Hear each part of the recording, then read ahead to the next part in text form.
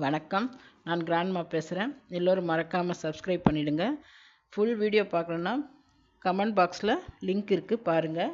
வில்லனாக நடித்து நம்மை எல்லாம் மிரட்டுவார். அடுத்த படத்திலேயே குணச்சித்திர வேடங்களில் நடித்து நம்ம இதயங்களை கனக்க வைப்பார் திரைப்பட நடிகர் ரகுவரன் அவர்கள். அவரை பற்றி தான் இன்றைக்கி பேச போகிறேன்.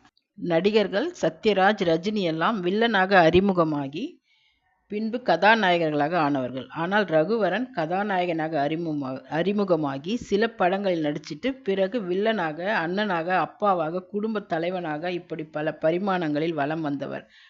தமிழ் சினிமாவில் மறக்க முடியாத ஒரு நடிகர் ரகுவரன் அவர்கள். ரகுவரன் கோயம்புத்தூரில் தனது பள்ளி மற்றும் கல்லூரி படிப்பை முடித்தார். இவர் 1982ஆம் ஆண்டும் 7வது மனிதன் படத்தில் கதாநாயகனாக அறிமுகமானார். தமிழ் தவிர மலையாளம், தெலுங்கு, இந்தியிலும் நடித்திருக்கிறார். வித்தியாசமான வில்லன்களாக நடித்து ரகுவரனுக்கு குறுகிய காலத்தில் நல்ல பெயர்